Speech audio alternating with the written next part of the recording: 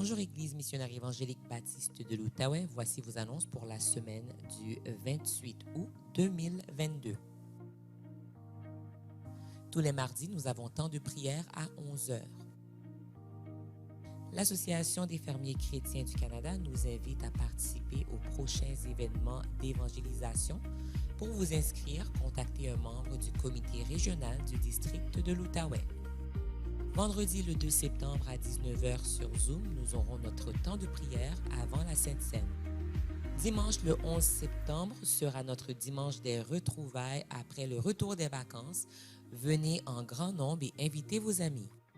Nos activités régulières reprendront sous peu. L'école du dimanche et la garderie reprendront leur activité à partir du dimanche 11 septembre. Les études bibliques recommenceront chaque mercredi à partir du 14 septembre. La jeunesse reprendra ses activités à partir du 16 septembre. FCM reprendra ses activités à partir du 16 septembre et le groupe des hommes reprendra ses activités à partir du 17 septembre. Pour les dîmes et les offrandes, nous le faisons par virement Interac. L'adresse est trésorerie@emebo.org. Dans la section questions, vous mettez l'objet de votre don. Le mot de passe est Emebo84 en minuscule.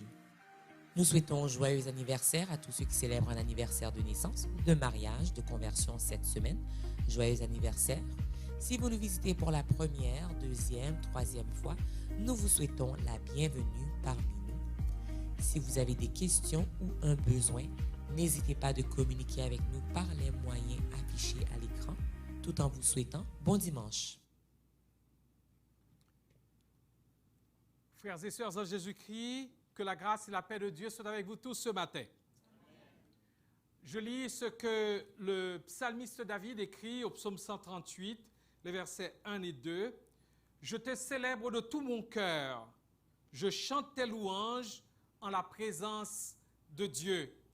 Je me prosterne dans ton saint temple et je célèbre ton nom à cause de ta bonté et de ta fidélité, car ta renommée s'est accrue par l'accomplissement de tes promesses. » Ne voudrions-nous pas joindre nos cœurs au psalmiste qui, dans ses propos, dans ses mots, célébrer l'Éternel de tout notre cœur, chanter ses louanges, nous prosterner parmi son peuple et célébrer son nom à cause de sa bonté et de sa fidélité. Nous avons besoin pour cela des secours de l'Esprit.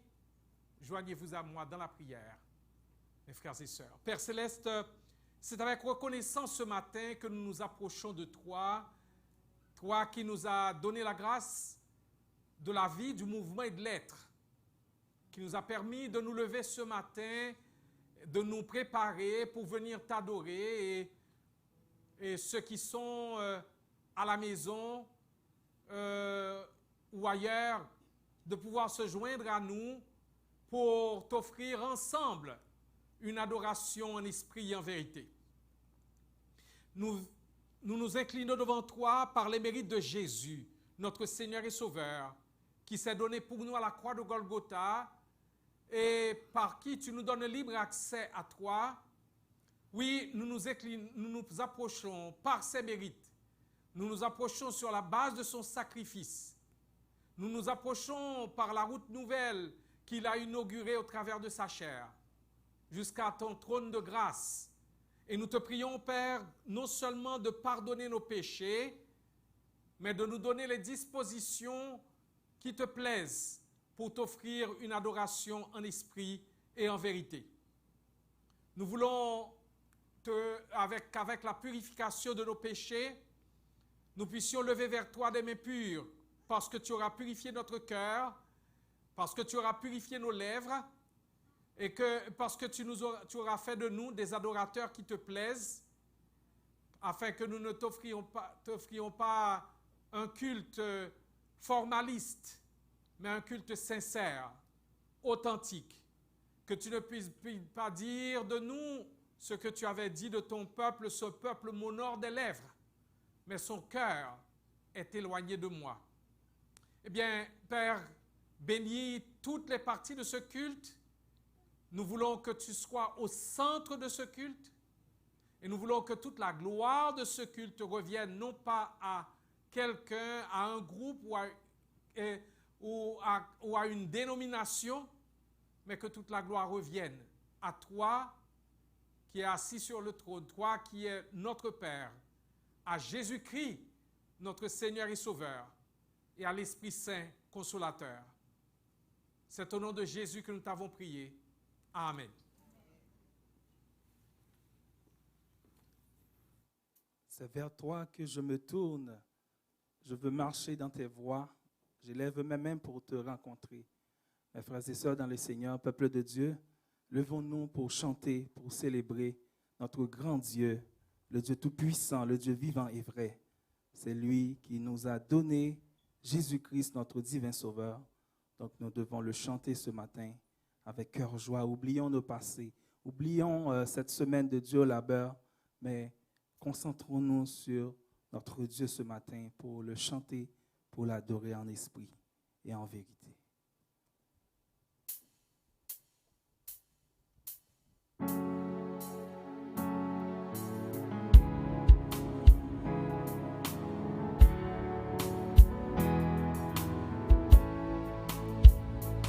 C'est vers toi que je me tourne.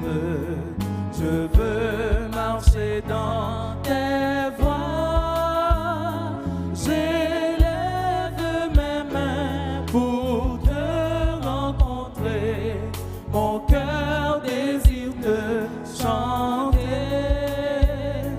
Pour bénir et célébrer ton Saint-Nom, car tu es fidèle et bon.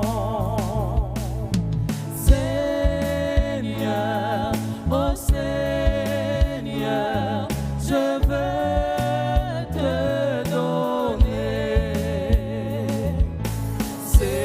Seigneur, oh Seigneur, ma vie à jamais. Mes yeux contemplent ta gloire, ta vie ranime ma foi, ta paix et ta joie inondent mon cœur, toi seul fais tout mon bonheur. Je veux proclamer que tu es celui qui chaque jour nous bénit. Chantons Seigneur, Seigneur, oh Seigneur, je veux partager. Seigneur, oh Seigneur, ton éternité. Seigneur, Seigneur, oh Seigneur, je veux partager.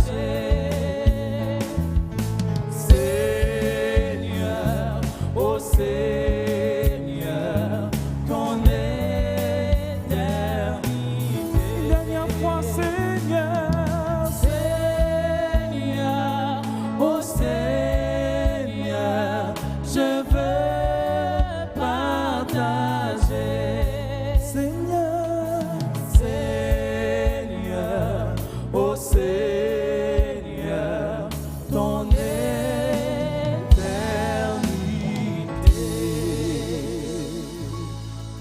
Amen.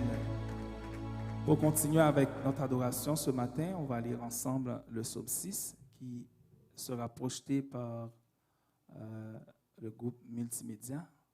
Donc on va lire ensemble le psaume 6. Éternel, ne me punis pas dans ta colère et ne me châtie pas dans ta fureur. Aie pitié de moi, Éternel, car je suis sans force. Guéris-moi, Éternel, car mes os sont tremblants. Mon âme est toute troublée.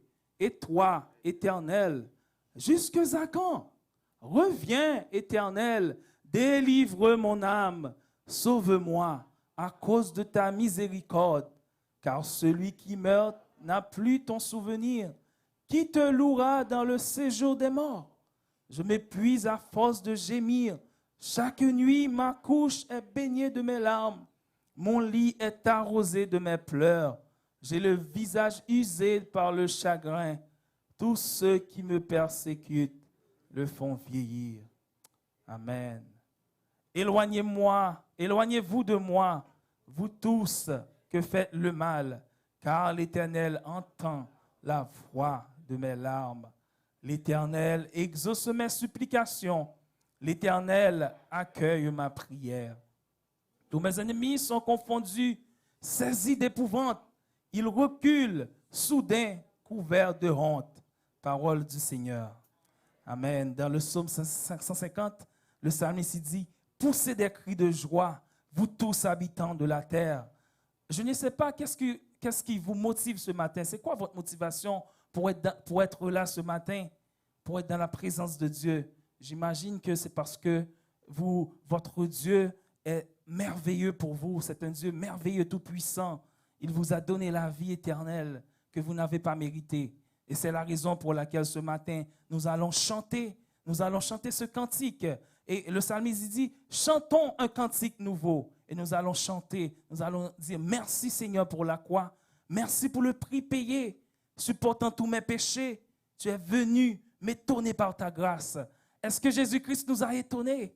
Il nous a donné la vie. Il a pris la croix pour nos péchés. C'est ce que nous allons chanter ce matin. Amen.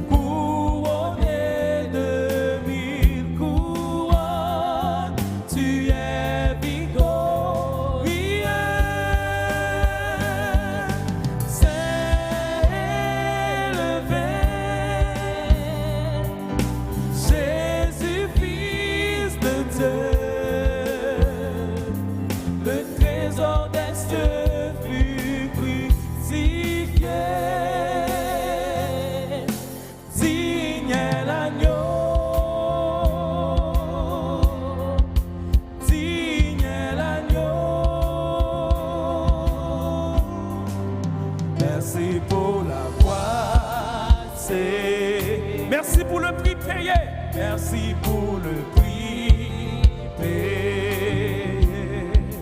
Supportant tous mes péchés, tu es venu m'étonner par. Merci pour l'amour. Merci pour l'amour, Seigneur. Merci pour tes mains percées. Tu m'as lavé dans ton fleuve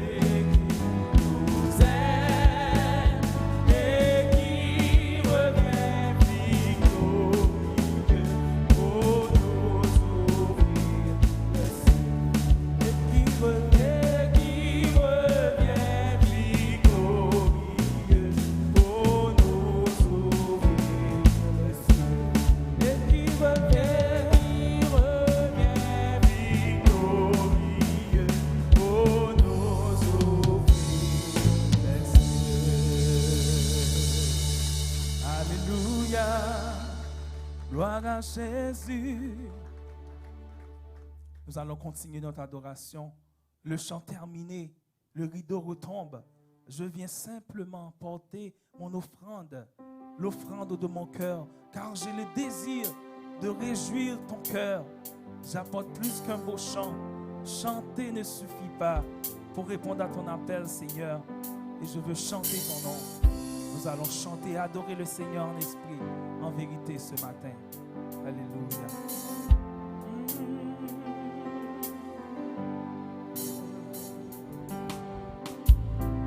Le chant terminé, le rideau retombe.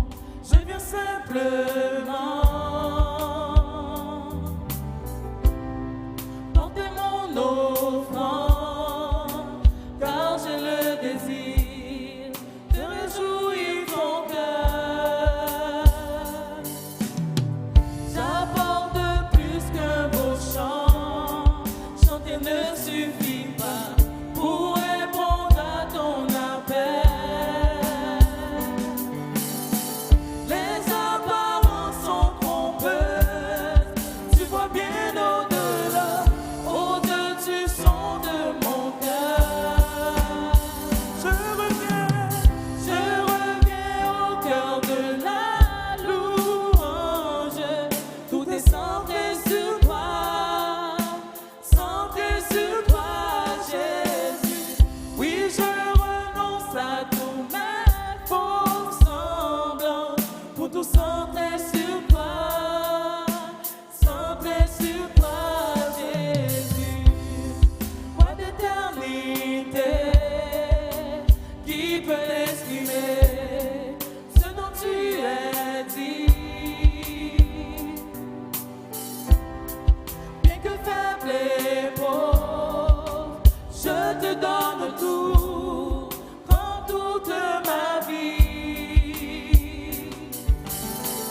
J'apporte plus qu'un beau chant, chanter ne suffit pas pour répondre à ton appel. Les apparences sont trompeuses, tu vois bien au-delà, au-dessus son de mon cœur. Je reviens au cœur de la louange, tout est centré sur toi, Jésus. Oui, je renonce à tous mes faux semblants, pour tout centrer sur toi, Jésus. Je reviens au cœur de la louange, tout est centré sur toi, Jésus. Oui, je renonce à tous mes faux semblants, pour tout centrer sur toi, Jésus. Pour tout centrer sur toi, centrer sur toi, Jésus. Disons-le pour tout centrer sur toi, centrer sur toi, Jésus. Disons-le centrer, pour tout centrer sur toi, centrer sur toi. Seulement l'assemblée, pour tout centrer sur toi, Jésus.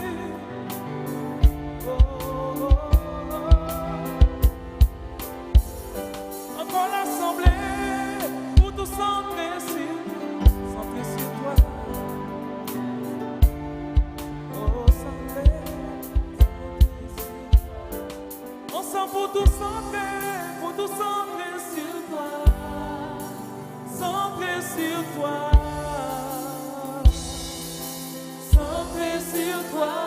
Jésus. Pour tout centrer sur toi,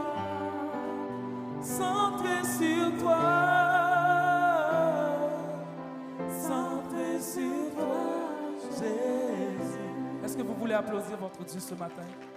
Est-ce que vous voulez applaudir notre Dieu tout-puissant, vivant et vrai ce matin? Alléluia. Merci Seigneur. Merci pour ton amour. Merci pour Jésus-Christ. Merci pour le salut à la croix, Seigneur, que nous n'avons pas mérité. Merci parce que tu nous as sauvés. Tu nous as rachetés du péché de la mort, Seigneur. Merci parce que nous sommes là ce matin pour t'adorer, pour te chanter, pour t'exalter. Bénis ton peuple. Bénis les musiciens. Bénis l'équipe multimédia. Bénis nos internautes, ceux qui nous regardent sur YouTube, Facebook, Seigneur. Nous te demandons d'apporter, de donner une touche spéciale ce matin à ton Église, à nos leaders, Pasteur Arsène qui n'est pas là ce matin, Pasteur Gordon. Nous te prions aussi pour notre pasteur Francky, Seigneur, votre messager ce matin. Bénis ton peuple. Nous te remercions parce que tu nous as bénis. Tu nous as donné ton Esprit Saint. Tu nous as donné la vie, Seigneur. Nous sommes dans la joie pour être là ce matin. Nous sommes dans la joie quand on me dit « Allons à la maison de l'Éternel ». Béni sois-tu notre Maître. Béni sois-tu notre Dieu vivant et vrai. Au nom de Jésus. Amen. Gloire à Dieu.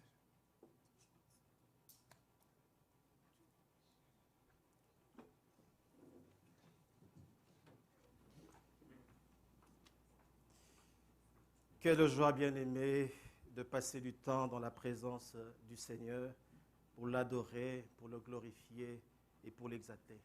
Dieu aime ça, il aime qu'on le prie, il aime qu'on le cherche, on cherche sa face en tout temps et de tout notre cœur.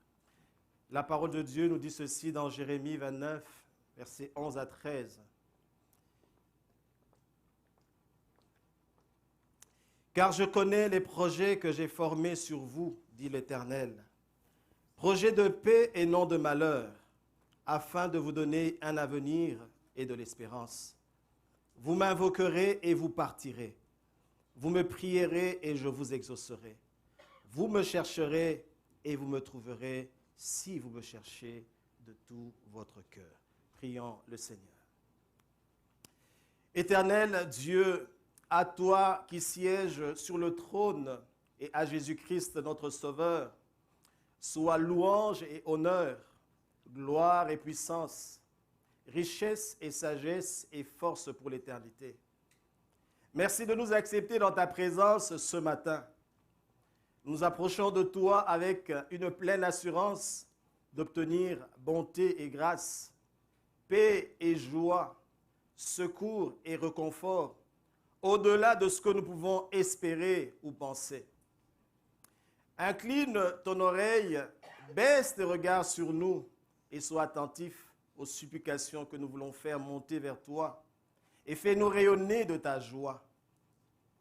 Aie pitié de nous, Seigneur, et efface nos fautes. Toi, le Dieu bon et compatissant, qui ne se lasse de pardonner ceux qui reviennent à lui d'un cœur sincère. Que ta grâce, ce matin, surabonde sur nous. Que ta grâce repose encore sur nous, alors que nous reconnaissons nos faiblesses devant toi. Que ton Saint-Esprit nous renouvelle la force. Que ton Saint-Esprit dispose encore nos cœurs à te suivre, à marcher avec toi et à obéir à ta parole. Nous venons vers toi ce matin, Seigneur, pour te présenter nos enfants. Ces enfants qui sont des bénédictions qui viennent de toi. Ces enfants qui sont des dons de l'Éternel. Nous prions pour qu'ils soient obéissants, qu'ils soient sages, qu'ils soient soumis aux parents, qu'ils puissent honorer chacun ses parents. Nous prions pour ces enfants qui sont rebelles maintenant pour qu'ils reviennent au bon sens. Que ton Saint-Esprit parle à leur cœur, que ton Saint-Esprit aille convaincre leur cœur pour qu'ils reviennent sur le bon chemin. Alors que cette semaine, la rentrée scolaire aura lieu, Éternel, nous voulons te prier pour cette rentrée scolaire. Te prier pour que ces enfants qui vont reprendre le chemin de l'école, qu'il leur soit accordé intelligence et réussite. Cette rentrée scolaire va avoir lieu avec une pénurie d'enseignants. Nous prions, Seigneur, pour qu'il y ait des enseignants pour s'occuper de nos enfants, pour les enseigner. pourvoie, Éternel. Soutiens les autorités qui se débattent pour trouver une solution à ce problème. Nous prions pour nos enfants alors qu'ils seront à l'école, pour que tu leur donnes d'avoir des bons camarades. Des camarades qui vont leur apporter la joie, la paix, la vie, mais aussi des camarades chez qui ou envers qui ils vont agir comme sel et lumière du monde. Nous refusons, Seigneur, que nos enfants soient influencés d'une quelconque manière par des mauvais camarades. Au contraire, qu'ils influencent leur milieu, qu'ils influencent leurs amis, qu'ils influencent leurs camarades. Nous voulons prier, Seigneur, pour la consolation de ceux et celles qui sont endeuillés. C'est toi le consolateur par excellence, et il n'y a que toi qui peux bien et mieux consoler les cœurs attristés. Et ce matin, nous voulons t'adresser une prière particulière pour notre sœur Enya, alors qu'hier nous avions célébré la vie de celui que tu avais placé parmi nous, notre bien-aimé Claude, qui nous a précédés dans les cieux. Nous voulons que tu fortifies notre sœur, car c'est maintenant qu'une autre phase de deuil va commencer pour elle, parce que un vide sera manifeste. Celui qui était son ami, son confident, ne sera plus là. Et nous prions pour que tu la fortifies. Alors que nous ne serons pas là avec elle tout le temps, mais que toi, tu sois là.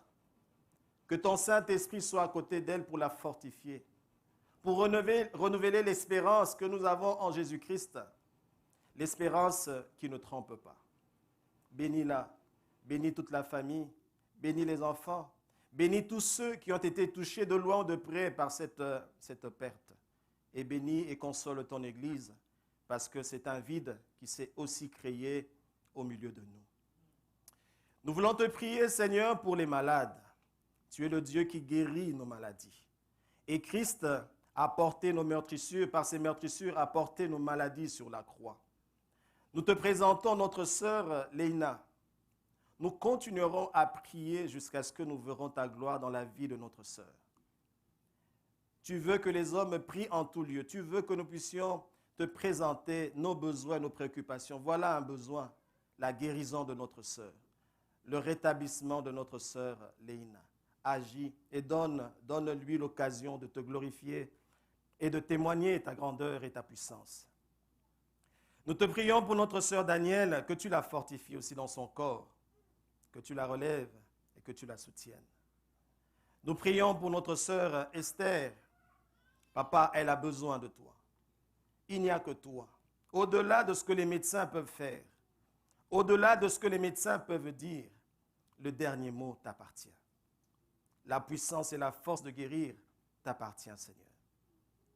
Guéris tous ceux qui souffrent dans leur corps, que nous n'avons pas cités ce matin, que toi tu connais. Visite-les et guéris-les pour la gloire de ton nom. Nous voulons prier, Éternel, pour la paix dans nos pays d'origine. Nous prions pour l'Haïti, la République démocratique du Congo et tant d'autres pays qui ont besoin de ta paix, qui ont besoin d'une paix pour vaquer à leurs occupations, qui ont besoin de la paix pour vivre la joie de la vie que tu leur as donnée. Visite nos bien-aimés qui sont en Ukraine. Père, nous prions pour que cette guerre prenne fin. Si les hommes sont incapables de ramener la paix, toi, tu es capable de ramener la paix. Car les armes ne pourront jamais ramener la paix au milieu des hommes. Nous voulons te prier, Éternel, pour ce pays d'accueil, ce beau pays où tu nous as placés comme missionnaires.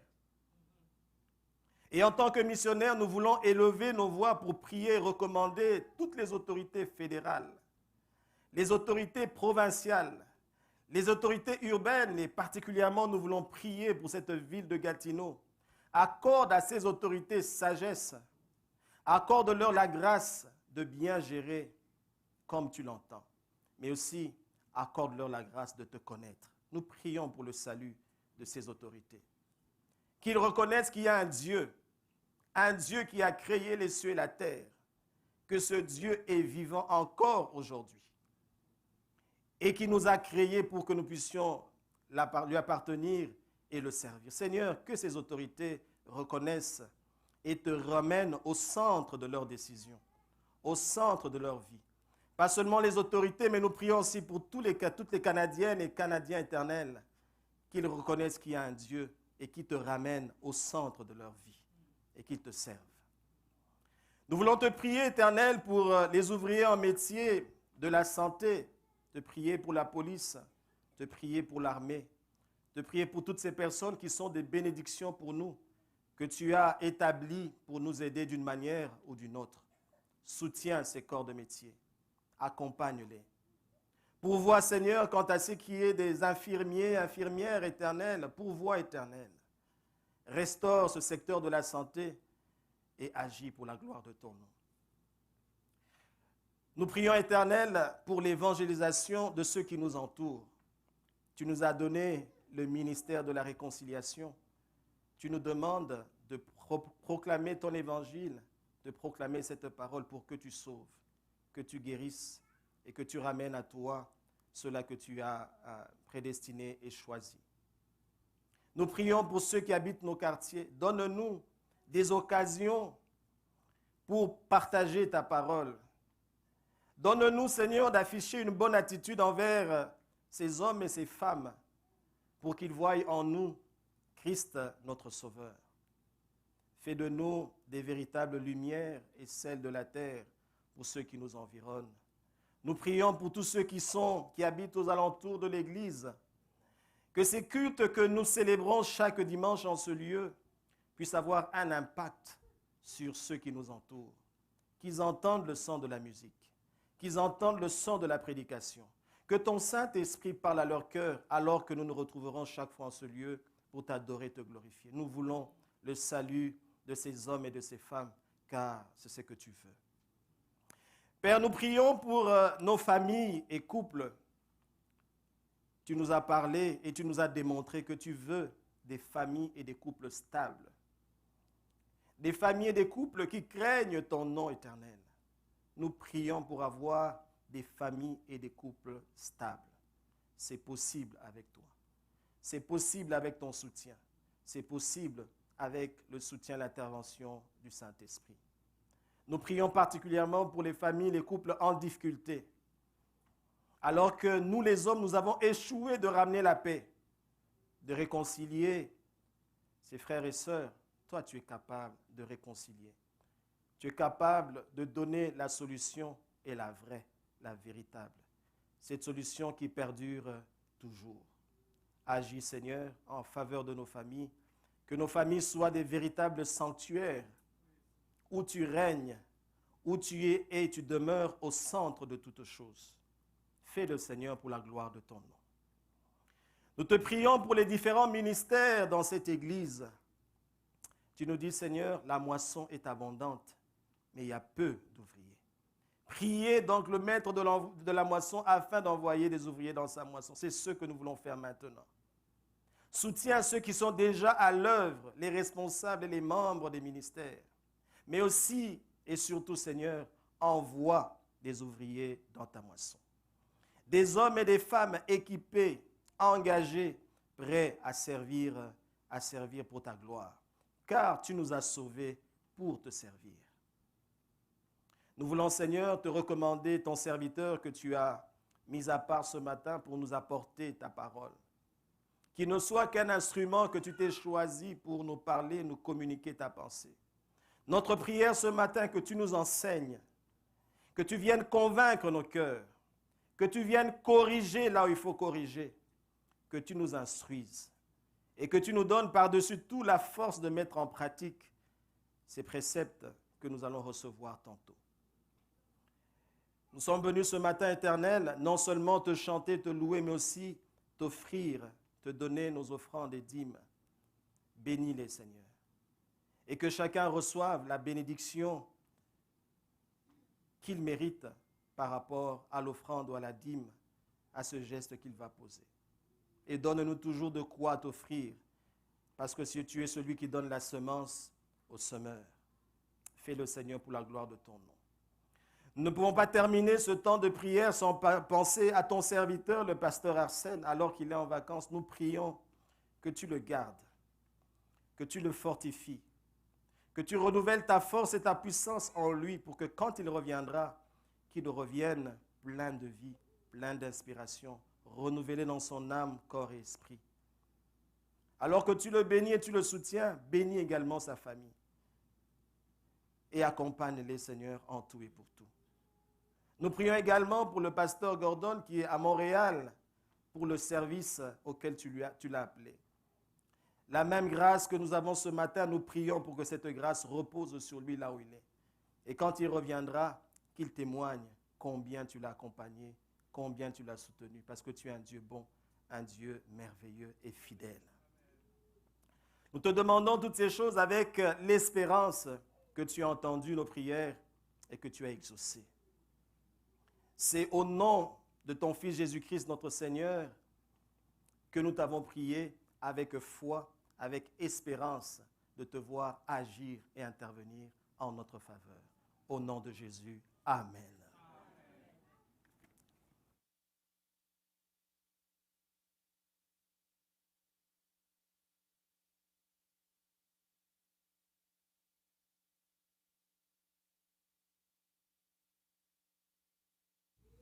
Frères et sœurs en Jésus-Christ, c'est pour moi une joie d'adorer le Seigneur avec vous ce matin. Pendant tout le mois d'août, pendant tout le mois, j'ai partagé la parole à d'autres endroits et c'est pour moi une joie de revenir à la maison. Je suis très content d'être avec vous.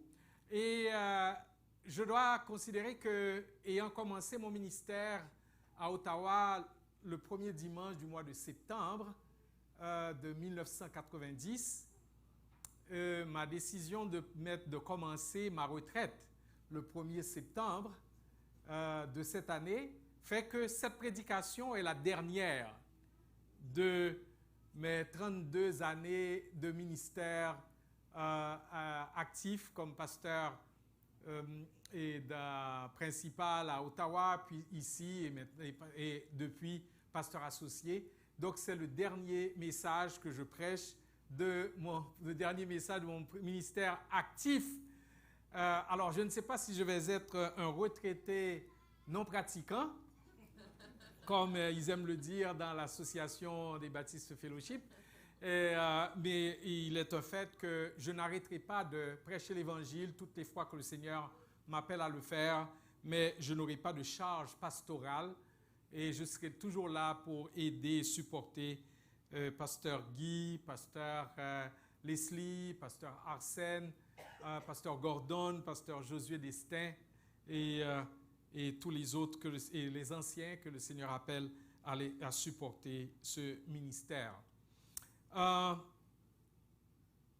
Je dois dire que je devrais prêcher ici encore au cours du mois de septembre et ce sera comme un peu la suite de ce que je dirai aujourd'hui.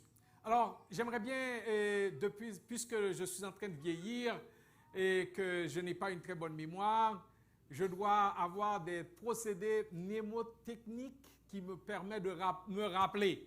Aussi, je me rappelle à moi-même, mais je vous encourage aussi à vous rappeler. Alors, je vais vous parler ce matin, dans ce dernier message de mon ministère actif, retenir l'Évangile. Retenir l'Évangile. De quoi nous allons parler? Retenir l'Évangile. Si vous deviez oublier tout ce que j'ai enseigné, tout ce que j'ai dit au cours de ces 32 années, n'oubliez pas ce que je vais vous dire ce matin. Retenir l'Évangile. Et je vais lire ce matin Galates chapitre 1, versets 1 à 10. Il n'y a pas très longtemps, pasteur Arsène a enseigné sur la lettre aux Galates et je reviens à Galates chapitre 1. Je vais lire les versets 1 à 10. Galates chapitre 1, versets 1 à 10. Paul, apôtre non de la part des hommes, ni par un homme, mais par Jésus-Christ et Dieu le Père, qui l'a ressuscité des morts, et tous les frères qui sont avec moi aux églises de la Galatie. Que la grâce et la paix vous soient données de la part de Dieu le Père et de notre Seigneur Jésus-Christ, qui s'est donné lui-même pour nos péchés, afin de nous arracher du présent siècle mauvais, selon la volonté de notre Dieu et Père, à qui soit la gloire au siècle des siècles. Amen. Je m'étonne que vous vous détourniez si promptement de celui qui vous a appelé par la grâce de Christ pour passer à un autre évangile. Non pas qu'il y ait un autre évangile, mais il y a des gens qui vous troublent et qui veulent renverser l'évangile de Christ. Mais quand nous-mêmes, quand un ange du ciel annoncerait un autre évangile que celui que nous vous avons prêché, qu'il soit anathème.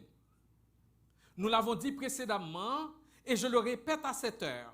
Si quelqu'un vous annonce un autre évangile que celui que vous avez reçu, qu'il soit anathème. Et maintenant, est-ce la faveur des hommes que je désire ou celle de Dieu? Est-ce que je cherche à plaire aux hommes? Si je plaisais encore aux hommes, je ne serais pas serviteur de Christ. Père, bénis ta bonne parole et donne-nous les dispositions pour la recevoir non comme la parole d'un homme, mais comme ta parole qui est la vérité. Cette parole qui est la vérité, cette vérité qui sanctifie, qui produit la sainteté. Cette vérité qui amène à Jésus-Christ, cette vérité qui est éternelle. Papa, parle-nous, tes serviteurs et tes servantes t'écoutent. Remplis-moi de ton Esprit Saint pour que mon intelligence, mes émotions, mes sentiments, ma volonté soient toutes sous le contrôle de ton Esprit Saint et que je parle avec hardiesse et assurance comme je dois parler par la puissance de ton Esprit. Fais-le pour nous au nom de Jésus. Amen. Mes frères et sœurs, je tire le titre de ce message de ce que l'apôtre Paul a dit en 1 Corinthiens chapitre 15, versets 1 et suivants, texte dans lequel il rappelle le contenu de l'Évangile. Et il dit, je vous rappelle, frères, l'Évangile que je vous ai annoncé, que vous avez reçu, dans lequel vous avez persévéré, souligné, que je vous ai annoncé, que vous avez reçu, dans lequel vous avez persévéré et par lequel vous êtes sauvés. Si vous le retenez tel que je vous l'ai annoncé, autrement vous auriez cru en vain. L'apôtre Paul leur dit donc non seulement d'avoir entendu l'Évangile, d'avoir persévéré, mais de retenir l'Évangile, qui littéralement veut dire bonne nouvelle, et nous allons voir la nature de cette bonne nouvelle. Dans le texte du jour, Galates chapitre 1, verset 1 à 10, l'apôtre est étonné du fait que ses frères et sœurs des églises de la Galatie, qui était une province romaine, qu'ils aient décidé de ne pas retenir l'évangile qu'il leur avait annoncé pour passer à, entre guillemets, un autre évangile. En grec, il y a deux mots qui peuvent être traduits par autre et qui n'ont pas le même sens. Il y a d'abord le mot hétéros, vous avez hétérogène, vous avez hétérosexuel. Donc, il y a le mot autre là-dedans. Et hétéros signifie un autre d'une sorte différente. Donc, quand on parle d'un autre, c'est un autre d'une sorte différente. Dans le mariage, c'est le mariage d'un homme et d'une femme. Ils sont d'une sorte différente. Ils sont différents par leur sexe. Il y a aussi un autre mot qui s'appelle alos, qui a le sens d'un autre de la même sorte. Un autre de la même sorte. Le supposé évangile annoncé par les judaïsants était un évangile d'une autre sorte. Un évangile d'une autre sorte, radicalement différent de celui que l'apôtre Paul leur avait annoncé. Paul prêchait le salut par grâce, par le moyen de la foi, et les judaïsants prêchaient le salut par les œuvres de la loi. Le salut par les œuvres de la loi. Alors que généralement les lettres de la culture grecque commençaient par une salutation et qui était suivie de sujets de reconnaissance, ce que nous trouvons dans plusieurs des lettres de l'apôtre Paul. L'apôtre, dans cette lettre, il salue ses frères et sœurs et il saute aussitôt au vif du sujet. C'est comme Paul est tellement contrarié qu'il n'a pas de temps pour les tralala, pour plein de choses. Il va directement au but. Et quel est le sujet? Eh bien, 5 fois seulement, en quelques versets, Paul mentionne le mot évangile. Évangile.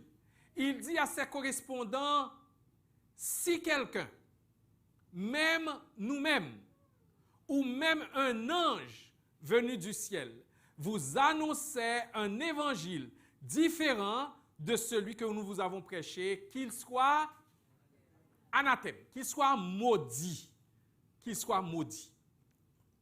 Nous allons sur la base de ce texte voir, premièrement, l'évangile qui a été initialement prêché aux gens de la Galatie, leur réponse à cet évangile, la nature de l'autre évangile qui est venu les troubler, et enfin nous terminerons avec les autres évangiles vers lesquels les faux docteurs et les faux prophètes semblent vouloir nous attirer. Commençons par le premier point, l'évangile qui a été initialement prêché aux Galates. En quoi consistait l'évangile prêché par Paul aux croyants de la Galatie? Ce que Paul a souligné, après les avoir salués, il dit même dans la salutation, il a parlé de Dieu qui vous a... Et il va au verset 6 plutôt, après la salutation, il va parler de celui qui vous a appelé. Celui qui vous a appelé. Mes frères et sœurs, parlant de cet évangile qui a prêché, c'est que l'évangile, une première chose que vous pouvez considérer dans cet évangile, c'est que c'est Dieu qui a pris l'initiative. C'est Dieu qui a pris l'initiative. Ce n'est pas un simple calcul, une bonne intention que les Galates ont eue. Dieu a pris l'initiative. En fait, ce n'est pas nous qui cherchions Dieu, c'est Dieu qui nous cherchait. Et il a mis en nous le désir de le trouver. Dieu a fait le premier pas en leur adressant un appel souverain, un appel efficace. Une deuxième chose que nous pouvons souligner, c'est le principe de cet appel. Que le principe de cet appel est la grâce. Celui qui vous a appelé par la grâce. Celui qui vous a appelé par la grâce. Et nous allons voir en qui est incarnée cette grâce. Dans cette lettre, l'apôtre Paul mentionne la grâce dans sa salutation, dans toute la lettre. Il termine la lettre par une bénédiction en parlant de la grâce. J'aime bien ce que John Phillips dit à propos de la grâce, qui définit ainsi, et je le cite, « La grâce est la bonne volonté inconditionnelle de notre Dieu, de Dieu à notre égard. La faveur non méritée de Dieu qui nous atteint dans tous nos péchés et nos besoins et nous donne ce que nous ne méritons pas. La grâce nous donne ce que nous ne méritons pas. Son salut inconditionnel et non mérité. » Fin de citation. Et John Phillips souligne la pure grâce, nous trouvons la pure grâce au verset 3. que la grâce et la paix vous soient données de la part de Dieu le Père et de notre Seigneur Jésus-Christ. Il parle de la grâce qui sauve au verset 4, qui s'est donné lui-même pour nos péchés, afin de nous arracher du siècle présent mauvais. Et il parle aussi de la grâce souveraine de Dieu. Et toujours au verset 5, fin du verset 4, selon la volonté de notre Dieu et Père. Donc, vous voyez, vous vous souvenez, la grâce, la pure grâce, la grâce qui sauve de nos péchés, et la grâce souveraine de Dieu, au verset 4. Donc, tout baigne dans la grâce. Amen. Amen. Tout baigne dans la grâce. Rappelez-moi le titre du message. Retenir l'évangile. Et cet évangile, c'est l'évangile de la grâce. OK? Donc, tout baigne dans la grâce. Et tout baigne dans la grâce du début à la fin. Et l'apôtre Paul va dire, c'est par la grâce que vous êtes sauvés.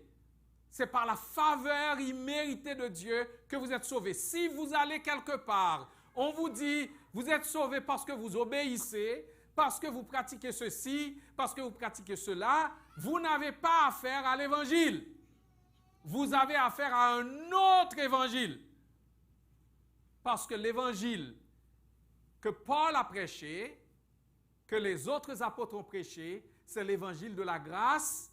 C'est Dieu qui accorde sa faveur imméritée à des gens qui auraient mérité l'enfer, qui auraient mérité les tourments de la séparation éternelle avec Dieu. Eh bien, Dieu fait grâce. Et il dit, l'apôtre Paul va dire, ce n'est point par les œuvres, afin que personne ne se glorifie. Donc, Dieu vous a appelé, c'est son initiative. Et le principe de cet appel est la grâce, nous avons dit, et la personne en qui cette grâce est incarnée, c'est Christ. Je m'étonne que vous vous détourniez si promptement de celui qui vous a appelé par la grâce de Christ. La grâce de Christ. Il s'agit du Fils de Dieu, coéternel et coégal avec le Père. Il figure dans la salutation au verset 3, il est appelé Seigneur Jésus-Christ. Il est le seul Seigneur et Sauveur, la représentation exacte du Père. Il est l'empreinte de la personne du Père. Il est celui qui est venu accomplir l'œuvre du salut, qui est mort, qui a été enseveli, qui est ressuscité et qui est élevé à la droite du Père. C'est autour de lui que tourne l'Évangile. C'est autour de lui que tourne l'Évangile. C'est lui qui est le centre de l'Évangile. Et personne ne peut connaître le Père hors de lui. Personne ne peut être sauvé hors de lui. Et que j'aime donc ces propos si justes de John Phillips sur le Christ de l'Évangile. Permettez que je le cite, une longue citation, mais je veux le citer. Et il dit ceci, ils ont un Christ dans les religions. Mais ce n'est pas notre Seigneur Jésus-Christ. Les témoins de Jéhovah ont un Christ, mais ce n'est pas Dieu le Fils. Il n'est pas ressuscité des morts, car selon eux, son corps s'est dissous en gaz dans le tombeau. Leur Christ est revenu en 1914. Il n'est pas notre Seigneur Jésus-Christ. Les Mormons ont un Christ. Leur Christ était polygame, marié secrètement à Marthe et Marie au mariage de Cana en Galilée. Il n'est pas notre Seigneur Jésus-Christ. Les adventistes du 7e jour ont un Christ, mais il n'a pas porté nos péchés dans son propre corps sur l'arbre. Selon eux, Satan était le bouc émissaire et nos péchés ont été mis sur lui. Leur Christ n'est pas notre Seigneur Jésus-Christ. Les catholiques ont un Christ. Ils le créent en prononçant 5 mots latins sur l'hostie lors de la messe. Ce n'est pas notre Seigneur Jésus-Christ. Les libéraux ont un Christ, mais il n'est pas né vierge. Ses miracles étaient des tours de passe-passe. Sa vie n'était qu'un bon exemple. Sa mort n'était qu'un malheureux martyr. Et sa résurrection n'était qu'un mythe. Leur Christ n'est pas notre Seigneur Jésus-Christ. Les judaïsants qui ont envahi les églises de Galatie avaient eux aussi un Christ. Mais c'était un Christ qui n'était pas capable de sauver jusqu'à l'extrême tous ceux qui venaient à Dieu par lui. L'apôtre Paul leur dit, ô Galates, par le Seigneur Jésus-Christ, sa grâce et sa puissance n'étaient pas suffisantes pour cela. Il a exigé qu'en plus de son travail, c'est-à-dire en plus de ce que Jésus-Christ a fait, la loi de Moïse soit suspendue comme un poids mort autour du cou de tous ceux qui aspiraient à un quelconque espoir de paradis. Fin de citation. Une longue citation, mais c'est tellement clairement résumé, ça résume tellement clairement le fait que beaucoup de religions ont un Christ, mais le Christ de l'Évangile doit être le Christ dont nous parle l'apôtre Paul. Un Christ à qui nous n'ajoutons rien et un Christ à qui nous ne retranchons, nous ne relevons absolument rien. Les premiers versets de ce premier chapitre de la lettre aux Galates permettent de voir l'essence même de l'Évangile que l'apôtre Paul leur avait prêché. Et c'est ce message que les judaïsants, des croyants d'origine juive qui avaient fait un mélange de la grâce et de la loi pour obtenir le salut, oui, c'est de ce message que les gens se détournaient. Pour qu'aucun d'entre vous ne puisse dire que dans cette Église, il n'a jamais entendu l'Évangile. Et notre prière, c'est que le grand jour de l'éternité, aucune personne, grand et petit, homme ou femme, ne puisse dire « Je n'ai jamais entendu l'Évangile dans cette Église ». Vous aurez, si vous n'êtes pas dans le ciel, ce sera un choix que vous avez fait de refuser l'Évangile qui a été annoncé. Et la balle est pleinement dans votre camp. Vous aurez refusé en toute connaissance de cause. Mais vous ne pourrez pas dire à Dieu, je ne suis pas sauvé parce que je n'ai pas entendu l'Évangile. Aussi, si vous ne voulez pas que votre condamnation soit encore plus grande, peut-être qu'il serait mieux que vous partiez maintenant parce que vous aurez entendu l'Évangile une fois de plus et vous aurez dit non une fois de plus. Que Dieu vous garde de commettre cette folie. Ouais, dans cette église, pasteur Arsène Pierre, pasteur Gordon Bélier, Claude Tourigny, notre feu Claude Tourigny, notre frère qui est avec le Seigneur, Jean Fanol Philizer, pasteur Mbello, pasteur Sébastien Valade, qui a été aussi notre pasteur, et tous les prédicateurs qui se sont succédés derrière cette chaire chrétienne ont prêché le même évangile. Et laissez-moi vous donner quelques points incontournables sur la base de ce que nous avons dit jusqu'ici. Et j'aurais pu ajouter aussi Patrick et notre frère Stéphane et bien d'autres encore qui ont prêché l'évangile ici. Premièrement, le premier point, Dieu a pris l'initiative de nous réconcilier avec lui. Dieu a pris l'initiative de nous réconcilier avec lui. C'est ce que nous trouvons en Galates 1, versets 3 et 4. Oui, que la grâce et la paix vous soient données de la part de Dieu le Père et de notre Seigneur Jésus-Christ, qui s'est donné lui-même pour nos péchés, afin de nous arracher du siècle présent, selon la volonté de notre Dieu et Père, à qui soit la gloire au siècle des siècles. Amen. C'est Dieu qui s'est donné en Christ pour nous. Dieu a pris l'initiative. Et la raison pour laquelle Dieu a dû le faire est que vous et moi nous sommes des pécheurs qui ne peuvent pas se sauver eux-mêmes. Dieu ne peut recevoir que ce qui est conforme à son caractère saint, parfait. C'est essentiel car nous avons tous péché et manqué le but. Pour entrer au ciel, il faut être parfait. Dieu ne peut rien recevoir qui ne soit pas parfait. Et vous dites, mais pasteur, qui peut donc aller au ciel? Je ne suis pas parfait, il n'y a aucun être humain qui soit parfait. Bien, vous avez réalisé une première chose. Eh bien, c'est parce que aucun être humain ne pouvait se sauver lui-même. Et alors que tous les êtres humains cherchent à sauter vers Dieu, à rétablir la communion avec Dieu par leurs propres efforts, par leurs rites, par bien des moyens, eh bien, puisque nous étions tous dans le même pétrin, Dieu a envoyé son Fils Jésus-Christ, qui est venu, qui a mené la vie que vous et moi n'avions pas pu mener. Il a mené une vie d'obéissance parfaite au Père. Il a accompli parfaitement la loi.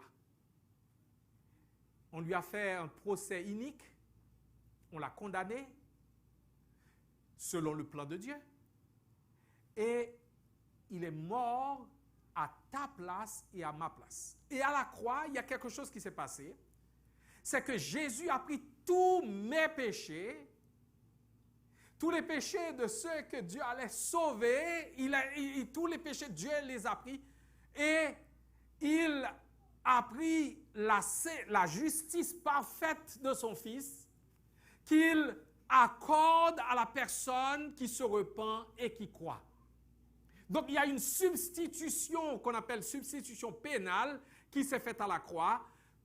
Jésus-Christ a pris ma place, il a porté mes péchés, il a connu la colère de Dieu, il a reçu toute la charge de la colère de Dieu à ma place, et il prend sa justice parfaite, il me l'accorde, et il y a moyen de recevoir cette grâce simplement par la repentance et la foi. Un pasteur a une fois parlé de l'évangile à une dame, il lui a dit que nous sommes tous des impies. La dame a protesté que ce n'est pas le cas pour elle.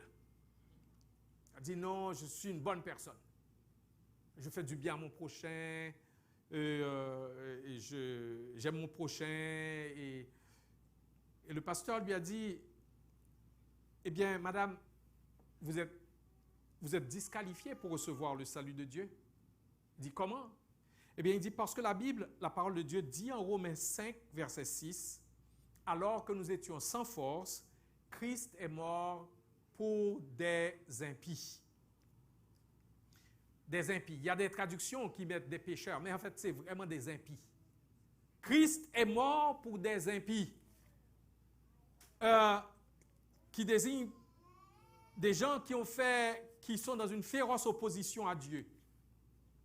Des gens qui sont opposés au standard de sainteté de Dieu. Des gens qui ont fait un gouvernement pour d'eux-mêmes, par eux-mêmes et pour eux-mêmes. Des gens que l'Écriture appelle des rebelles. Des gens que l'Écriture appelle des enfants de colère. Des fils et filles de rébellion et des enfants de colère en Éphésiens chapitre 2, versets 2 et 3. Alors que nous étions dans cette condition et naturellement voués à la séparation éternelle avec Dieu, Dieu a pris l'initiative de nous réconcilier avec lui-même. Et lorsque nous étions rebelles, Christ est mort pour nous. Et il dit, quelqu'un pourrait peut-être mourir pour des gens de bien. Mais Dieu prouve son amour envers nous. En ce que lorsque nous étions des impies, Christ est mort pour nous. Une troisième chose que nous pouvons souligner, c'est que Jésus, le Fils de Dieu, qui est venu vivre à notre place la vie qu'exigeait la sainte justice de Dieu, eh bien, nous avons dit qu'il a reçu toute la charge de la colère de Dieu et Christ a souffert une fois pour les péchés. Lui juste pour des injustes, afin de nous amener à Dieu. Lui juste pour des injustes, afin de nous amener à Dieu. Et c'est sur cette base que Dieu reste juste tout en justifiant l'impie, l'injuste.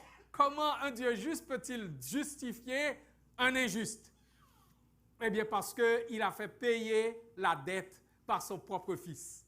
Il reste juste tout en justifiant le pécheur, l'impie. Et c'est Christ qui a dit tout est accompli. Et l'apôtre Pierre nous montre réellement que Christ a souffert pour les péchés et ainsi la question a été réglée.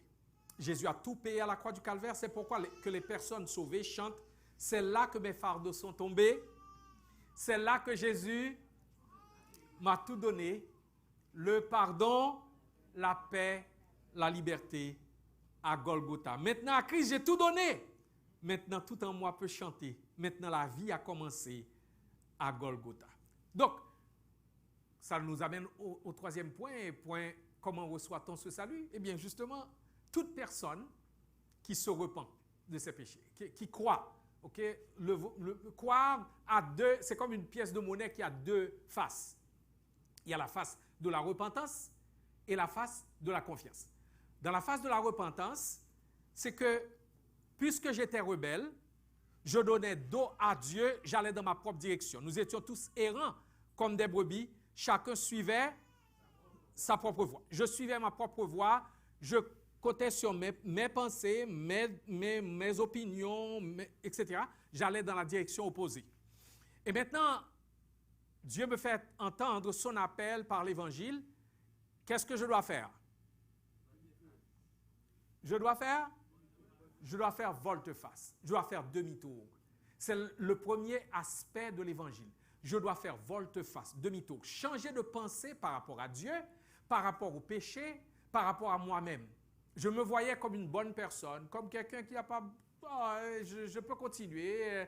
Et puis, Dieu est bon envers tout le monde, et puis tout le monde va être sauvé. Mais maintenant, je change de conviction parce que je sais que Dieu est un Dieu saint, Dieu est un Dieu juste, Dieu ne peut rien recevoir de souillé.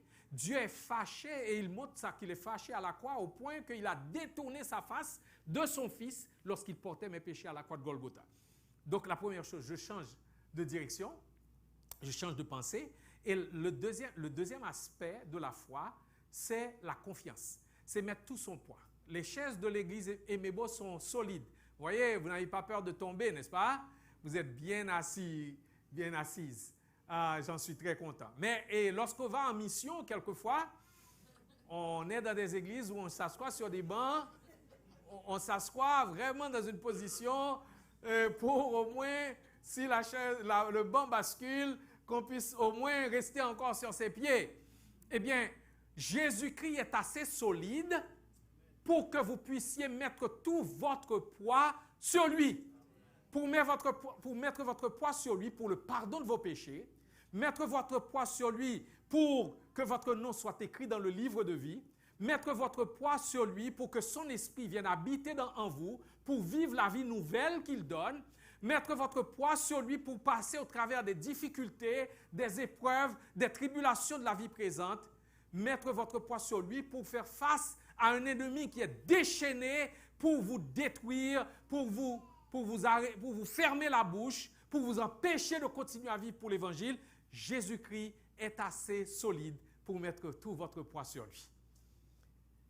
Et on reçoit cet Évangile en se repentant de ses péchés et en mettant sa confiance en Jésus-Christ et en Jésus-Christ seul.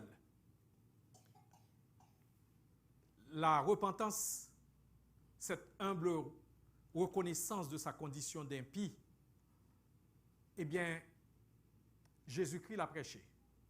Jean-Baptiste l'a prêché. Tous les apôtres l'ont prêché. L'apôtre Pierre l'a prêché le jour de la Pentecôte. Tous les autres apôtres l'ont prêché. Ce n'est pas un ajout à l'Évangile. C'est un élément essentiel dans la réponse qu'on donne à l'Évangile qui est prêché. Et la confiance envers Jésus-Christ est l'autre élément.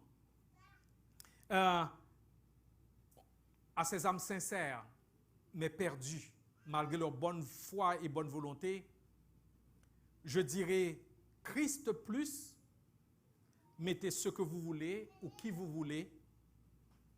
Christ plus égale rien. Christ plus égale rien. Si vous n'êtes jamais arrivé au point où vous êtes profondément convaincu que votre justice aux yeux de Dieu est comme un vêtement souillé, Ésaïe 64, verset 6, un vêtement qui ne peut être accepté par le Dieu saint, qui exige la perfection, la sainteté, et que seule la perfection et la sainteté de Christ imputée à un impie repentant peut être acceptée par Dieu, eh bien, vous n'avez pas le salut. Vous n'avez pas le salut de Dieu. Et vous ne vous reposez pas sur la base sur laquelle Dieu accorde le salut. Ce moment décisif, significatif dont nous parlons, est le moment où l'Esprit de Dieu convainc votre cœur de péché, de justice et de jugement, et produit en vous une tristesse selon Dieu qui vous pousse à la repentance. C'est peut-être en écoutant cette prédication que l'Esprit Saint est en train de convaincre votre cœur de péché pour vous précipiter dans les bras du Sauveur et Seigneur Jésus-Christ. Hors de cela, la parole de Dieu dit, la colère de Dieu demeure sur vous. Jean 3, verset 36. Celui qui a le Fils a la vie. Celui qui n'a pas le Fils n'a pas la vie. Mais la colère de Dieu demeure sur lui. Vous dites, oh, mais je ne vois pas la colère de Dieu. Je suis en santé, ça marche bien pour moi, je travaille, tout est bien.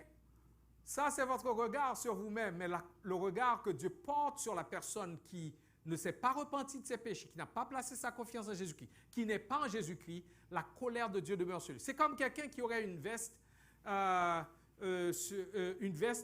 remplie de dynamite. Et il y a une mèche. La mèche peut avoir 5 km, ça peut avoir 3 km, 2 km, 100 km, 2 km, 100 mètres ou 50 mètres, mais la mèche est allumée. La mèche est allumée. Vous pouvez vaquer à vos occupations pendant que... Bon, mais il n'y a pas de danger, il n'y a rien, je me sens bien. Mais il y a cette mèche-là, il y a cette... qui avance et ça prend seulement ce contact de l'étincelle avec la dynamite pour que ça explose. Vous ne ressentez absolument rien. Je ne vous dirai pas que... je ne vous dirai pas autrement, mais vous êtes dans le pétrin. Et comme quelqu'un avait dit à un évangéliste, mais vous dites que je devais être troublé parce que je suis sans Christ, etc. Je ne ressens rien, je me sens très bien. Et l'évangéliste lui a dit, si on mettait un poids sur un cadavre, est-ce qu'il sentirait quelque chose? Il dit non, il ne sentirait rien. Il dit, eh bien, c'est la raison pour laquelle vous ne ressentez rien, parce que vous êtes dans la mort spirituelle. Vous êtes dans la mort spirituelle. Vous ne ressentez rien. Mais la colère de Dieu demeure déjà sur vous. Et vous avez tout intérêt, pendant que vous entendez l'Évangile, à réagir.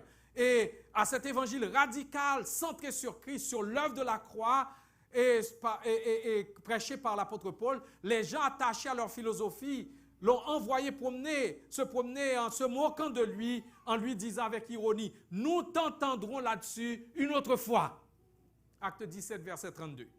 Mes frères et sœurs, c'est cet évangile que Paul avait annoncé en Galatie. Et ayant appris que de faux docteurs sont passés après lui, saper la base de la foi de ceux qui avaient répondu à l'évangile, de la pure grâce de Dieu, de la grâce salvifique de Dieu, de la grâce souveraine de Dieu.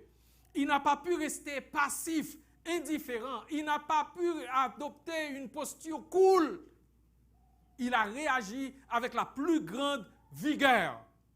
Il a rédigé cette lettre courageuse, musclée, comme un vrai berger, maniant à la fois le bâton pour les prédateurs, les judaïsants qui avaient troublé la foi des croyants, mais aussi la houlette pour ramener les brebis qui étaient sur le point de s'égarer ou qui s'étaient égarées sous l'effet de la fausse doctrine, du mélange de la loi et de l'évangile et de la grâce.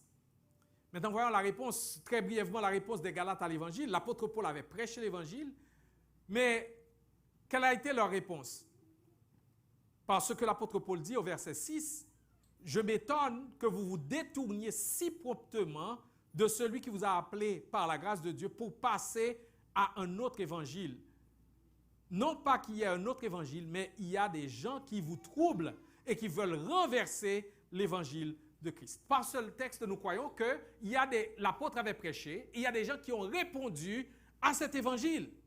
Et en Galates chapitre 3 aussi, nous voyons qu'il s'agissait le message qui était annoncé était un message autre que l'évangile de la grâce en Jésus-Christ, parce que l'apôtre Paul dit que les gens, en écoutant l'évangile, il dit aux Galates dépourvus de sens, qui vous a fasciné pour que vous n'obéissiez plus à la vérité, vous aux yeux de qui Jésus-Christ a été peint comme crucifié.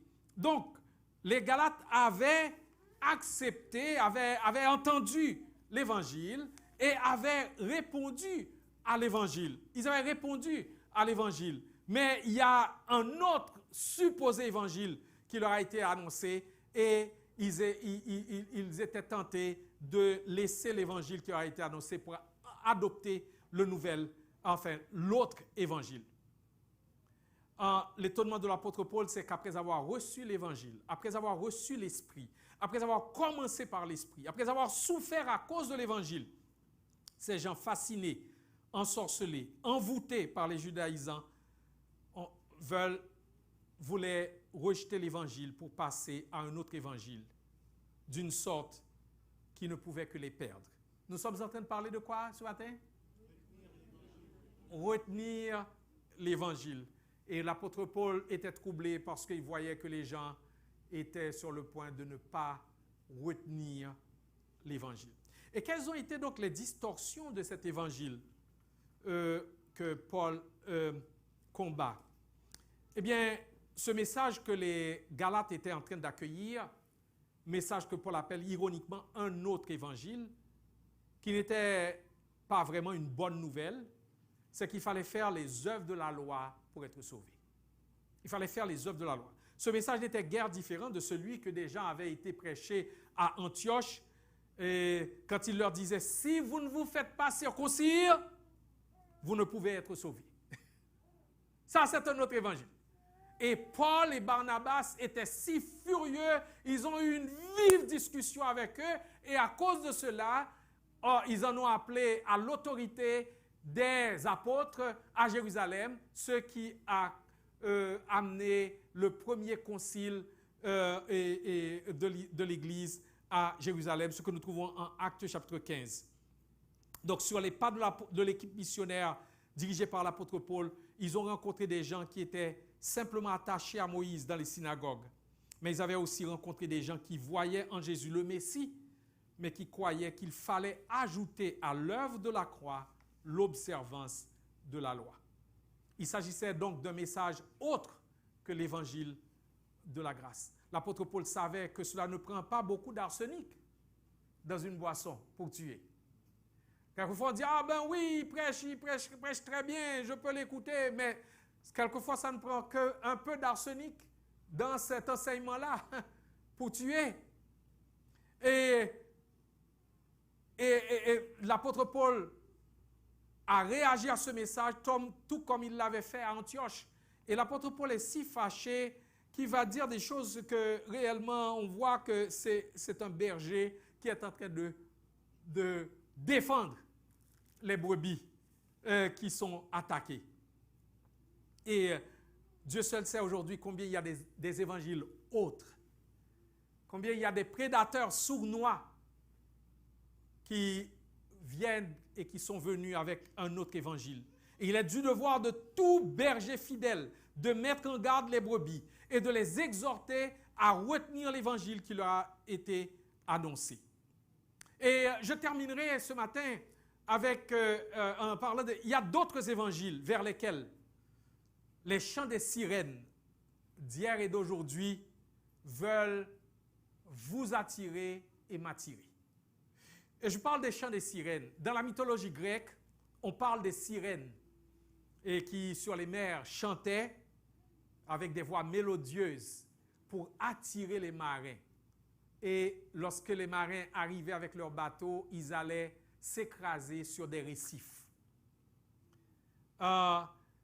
Et il y a Ulysse, un personnage fictif, un personnage mythologique.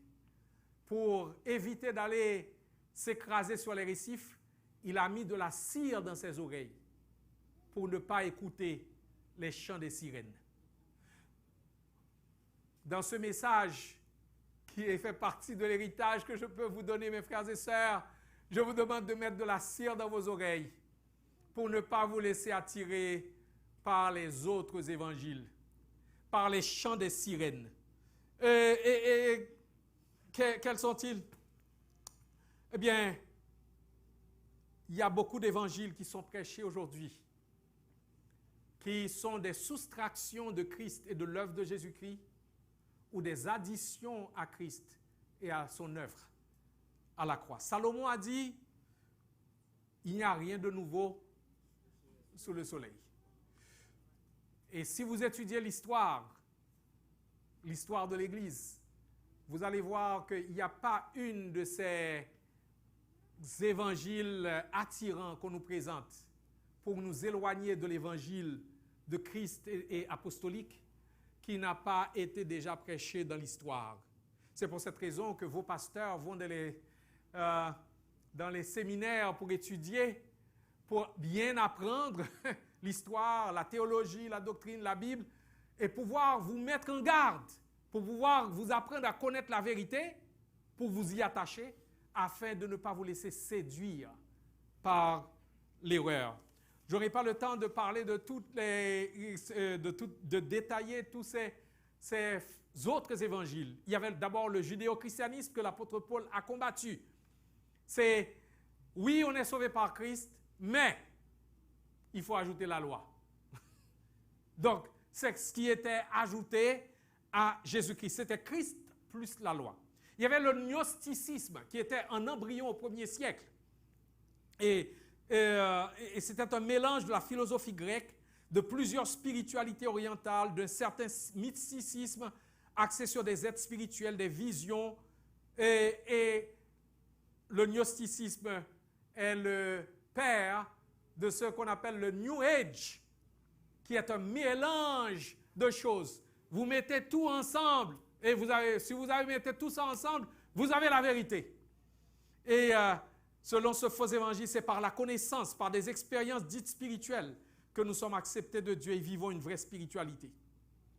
L'apôtre Paul a combattu cette distorsion dans la lettre aux Colossiens, où l'accent était mis sur certaines connaissances. Il y a le mysticisme, une spiritualité fondée sur des visions, des rêves, des anges. Est-ce que vous en entendez parler aujourd'hui? Oui. On a de moins en moins, on entend de moins en moins des gens qui nous annoncent, voici ce que l'Écriture dit, et nous donne fait une bonne exégèse du texte, et pour ensuite faire des applications sur la base de ce que révèle le texte. On nous parle, j'ai des visions, Dieu m'a dit, Dieu a fait ceci. J'étais en République dominicaine et partout où je passais, les gens me disaient, oh, j'ai eu un rêve. Ah, j'ai eu un rêve, Dieu m'a parlé, j'ai eu un rêve, et puis etc. Je dis, mais qu'est-ce que vous faites de la parole? Oui, Dieu peut parler par les rêves, mais ce n'est pas ça normal de parler. Il parle lorsqu'on ouvre la parole de Dieu, Dieu ouvre sa bouche. Dieu ouvre sa bouche. Il y a ce mysticisme où on parle des anges, des êtres spirituels, des intermédiaires, et l'accent est mis sur les expériences et des visions extra-bibliques. Il y a l'ascétisme, il s'agit de la privation des choses légitimes. Il est bien que nous jeûnions, il est bien que nous fassions nous exercions des disciplines spirituelles, mais il ne faut pas réellement que ça devienne quelque chose que nous ajoutons à Jésus-Christ. Si je me prive, je jeûne beaucoup, et que ce soit quelque chose que nous ajoutions à l'œuvre de Christ, eh bien c'est un faux évangile. C'est un faux évangile. Il y a le sacramentalisme qui était pendant une bonne partie du Moyen-Âge. Et c'est que les sacrements sont administrés par l'Église, sont entre les mains des prêtres, et nous devons en bénéficier. Et c'est l'Église qui est l'intermédiaire. C'est pas hors de Jésus, point de salut, mais c'est hors de l'Église, point de salut. Et les gens faisaient des œuvres pour être sauvés et achetaient des indulgences et tout. Et aujourd'hui, on a aussi une certaine forme de sacramentalisme. Si vous achetez des choses, vous pouvez acheter c'est comme vous achetez les grâces de Dieu. Vous achetez les grâces de Dieu. Et la réforme est venue justement pour lutter. Les gens, la réforme a dit non, ce n'est pas sur la base des sacrements. L'Église réellement doit administrer les sacrements. Mais ce n'est pas l'Église qui sauve, c'est Jésus qui sauve. Je terminerai avec, j'ai lu un livre de Erwin Lutzer, ancien pasteur de l'église Moody Bible Church de Chicago. Il a écrit un livre, L'église à Babylone, et il parle de 5 faux évangiles qui sont aujourd'hui prêchés par les églises, surtout en Amérique du Nord. Il dit l'évangile de la grâce permissive. Il y a la grâce permissive, c'est hyper grâce qu'on appelle. On dit, bon, vous êtes sauvés par grâce, donc Dieu ne se préoccupe pas de la manière dont vous vivez. Vous pouvez vivre comme vous voulez. Et vous n'avez même pas besoin de demander pardon à Dieu. Vous avez seulement à remercier Dieu pour le pardon qu'il vous donne. Parce que tous vos péchés passés, présents et futurs ont été payés. Vous n'avez même pas besoin de demander pardon. C'est ça qu'on appelle l'hypergrâce. Eh bien, c'est ce que nous appelons transformer la grâce de Dieu en dissolution. La grâce de Dieu nous enseigne à renoncer à l'impiété et aux convoitises mondaines et charnelles. L'évangile de la grâce permissive, l'évangile social ou la théologie de la libération, où on est sauvé par l'action sociale, on va racheter la société, etc., par l'action sociale et par mon implication dans les œuvres sociales, la justice, etc.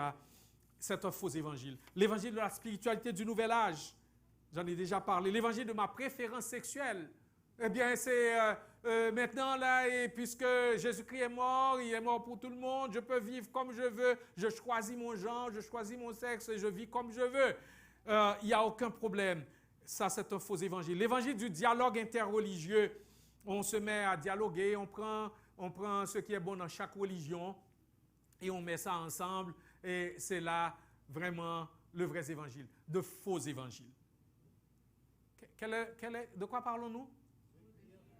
Retenir l'évangile. Nous avons vu la nature de cet évangile. Mais je termine ici. Ça fait la 5e conclusion.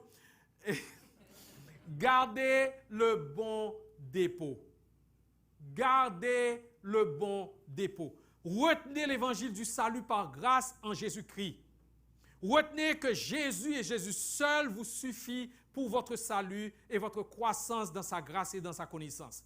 Retenez le message de la toute suffisance de Jésus-Christ pour le salut. En lui habite corporellement toute la plénitude de la divinité. Colossiens 2, verset 9. Retenez le salut par la grâce seule, par le moyen de la foi seule. Retenez la vérité que sauvé par Jésus-Christ, vous avez tout pleinement en lui. Colossiens 2, verset 10.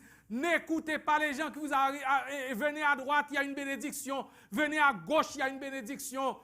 Il y a telle expérience ici, il y a telle expérience là-bas. Les gens ne restent pas dans leur église locale. Ils courent après des expériences.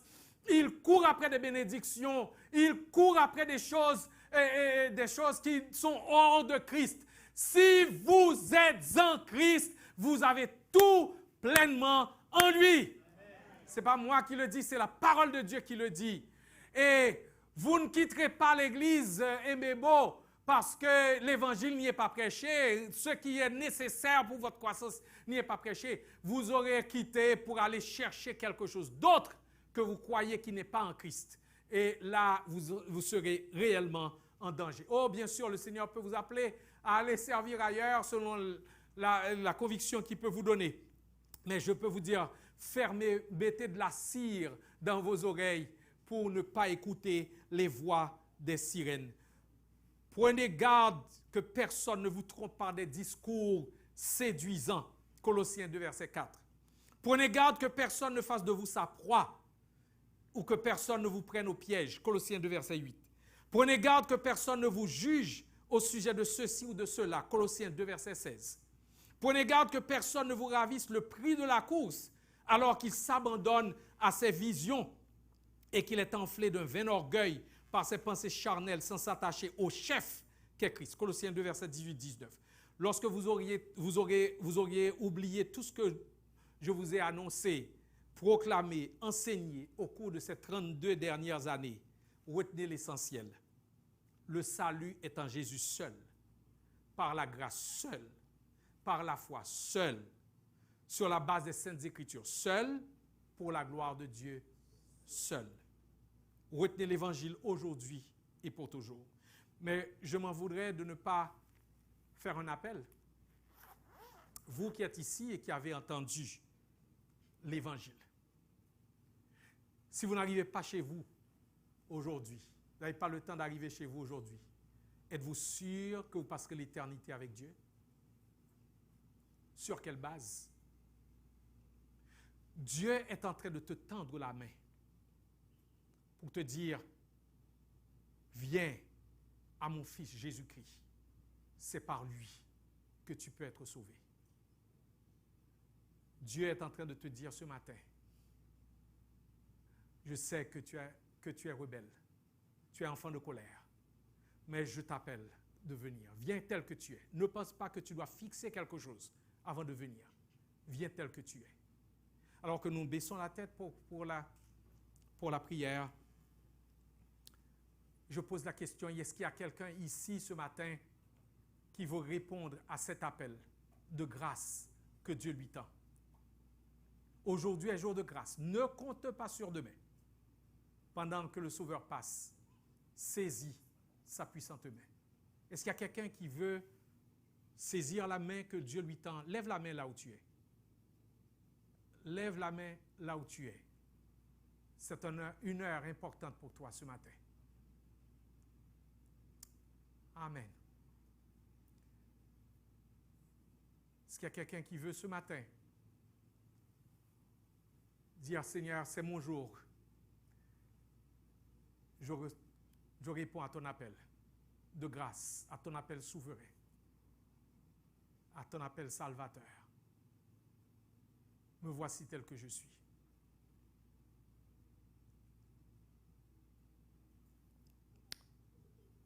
Père Céleste, tu as vu ces mains levées et ces personnes qui répondent à l'évangile éternel, l'évangile de la grâce, centré sur ton Fils bien-aimé Jésus-Christ et qui est pour ta gloire seule. C'est notre prière que ce matin, que leur réponse à ton appel soit réellement, c'est une réponse sur laquelle tu mets le sceau de ta bénédiction, que leur marche avec Jésus-Christ soit une marche soutenue par ton Esprit Saint jusqu'au grand jour de l'éternité, jusqu'au retour du Seigneur, jusqu'à ce que tu les rappelles à toi.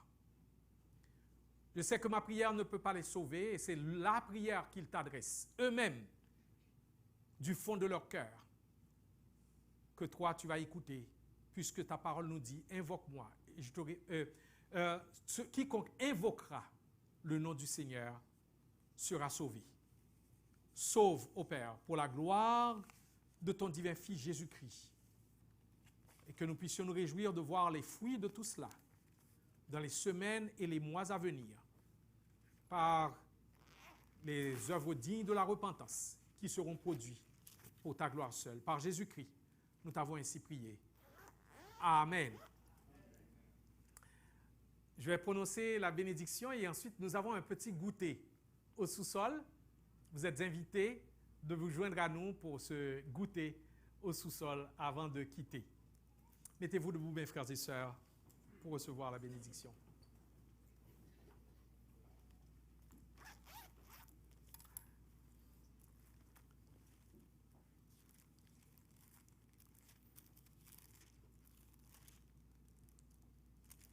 Recevez la bénédiction, mes frères et sœurs. À celui qui peut vous préserver de toute chute et vous faire paraître devant sa gloire, irrépréhensible et dans l'allégresse, à Dieu seul sage et notre Sauveur, par Jésus-Christ notre Seigneur, soit gloire, majesté, force et puissance, et maintenant et dans tous les siècles. Amen. Allez dans la paix du Seigneur. Bon dimanche, bonne semaine et bonne mission à vous tous. Alors, nous vous attendons tout de suite, s'il vous plaît. Vous pouvez vous joindre à nous au sous-sol pour un léger goûter.